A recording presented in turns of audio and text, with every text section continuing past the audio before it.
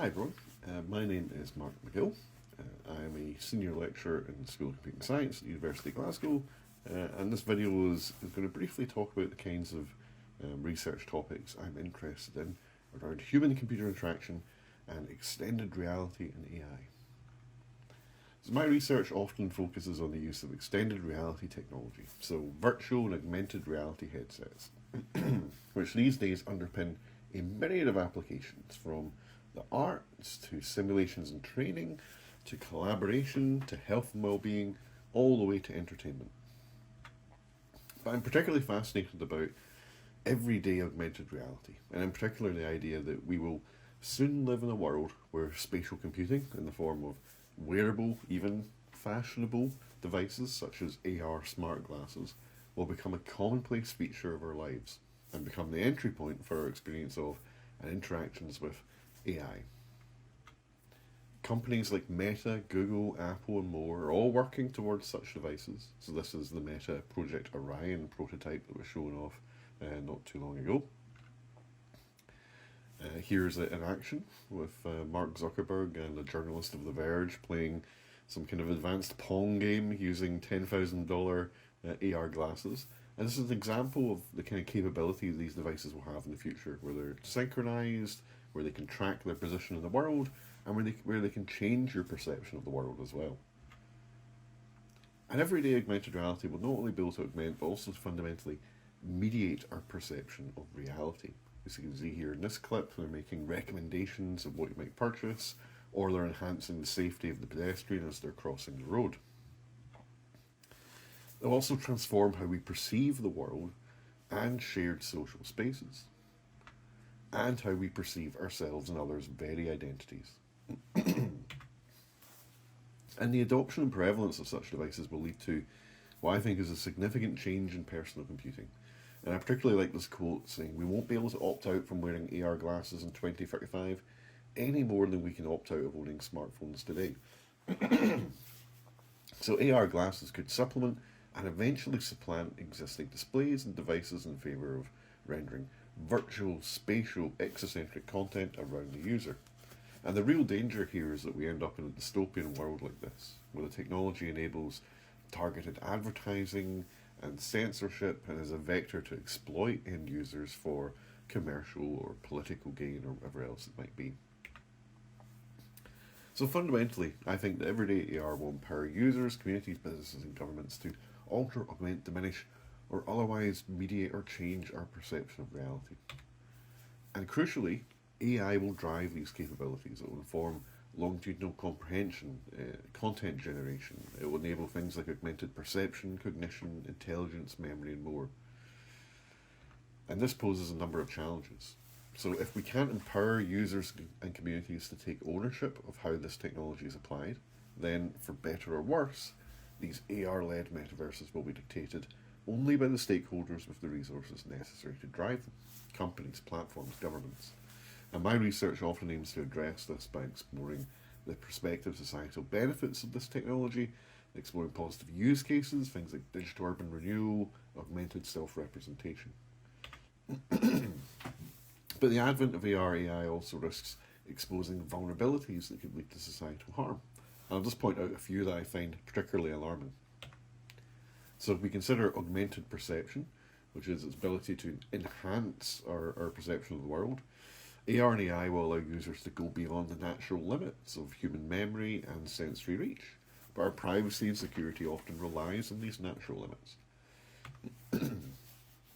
If we consider perceptual mediation, the obvious consequences here is that this undermines the collective experience of a common objective reality.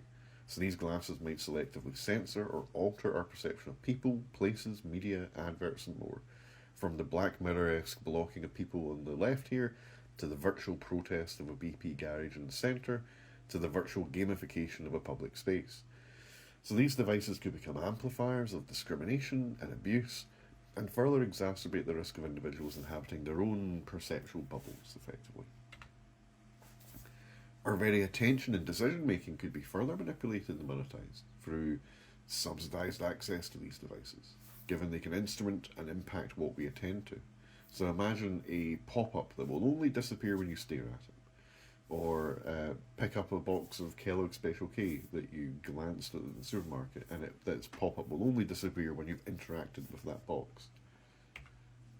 And everyone loves AI to make themselves appear more capable, more intelligent, funnier, better communicators.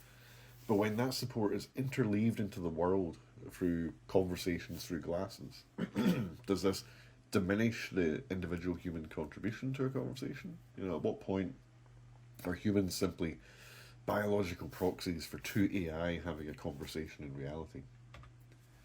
And then if we consider augmented memory, devices like this could bestow us with perfect recall of events where objects were left and such like. But if we offload this responsibility to these devices, in gaining superhuman memory, are we ultimately harming our long-term cognitive capacity and capability, given, for example, memory function generally gets worse with disuse? So given these risks and vulnerabilities, this is probably where it feels like we are right now. But the vision of everyday AR is still kind of quite a few years away. Meta Orion is predicted to be a consumer reality by 2029, so there's still time to act here in anticipating and mitigating the foremost concerns. So what can you do about it? Well, a PhD might be a good step here.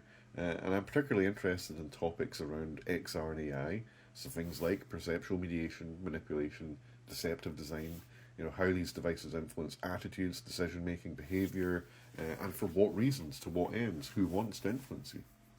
I'm interested in responsible augmented cognition and memory and intelligence, so meaning how can we design for new augmented human capabilities that genuinely enhance us in some way, but do so in a way that is responsible and safe and ethical and beneficial to individuals or society as a whole.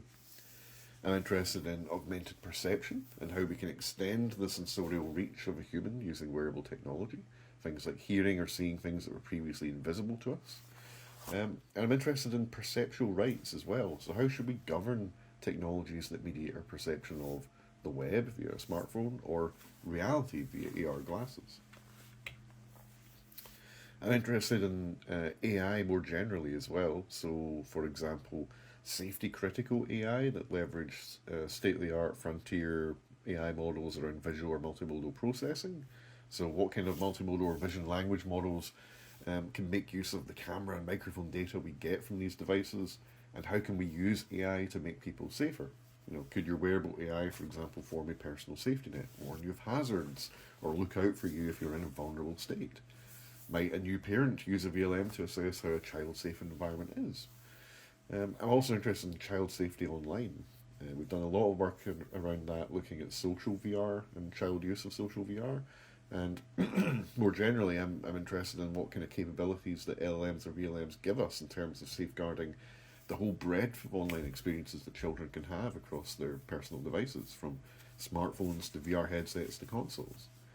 I'm also interested in the rise of agentic AI, and in particular whether agentic AI is going to be susceptible to similar kind of deceptive and manipulative designs that we've seen applied to humans in the past. And I'm also generally interested in any kind of novel HCI challenges. So we do a lot of work on motion sickness and passenger experiences, looking at how to resolve motion sickness using VR, AR headsets and their ability to control what we perceive of our motion, or even using these devices to create the next generation of entertainment or productivity experiences for passengers in autonomous cars. I'm interested in novel scenarios that might pose significant challenges to user interaction. So one nice one is astronauts. What might the benefits of AR be when you're in a space station or in zero gravity, and how do we design interfaces and interactions for those contexts?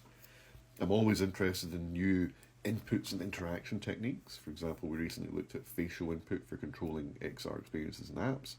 And we've done a lot of work in the past on kind of future entertainment and the future of immersive media, particularly for passenger experiences. But what might the movie viewing experience be in the future where we use XR instead of physical TVs? If you've used something like an Apple Vision Pro, you've got a taste for what that could be, but how might we enhance immersion further using that technology? Or how might we alter how we browse and select movies and how we interact with that kind of media content more generally? So a little bit about me just to close with. So I've been doing HCI research for over a decade. I started my PhD here in Glasgow in 2012. I have 12 Best Paper Awards so far, so, I think some of the research was okay. It seemed to have some kind of good impact.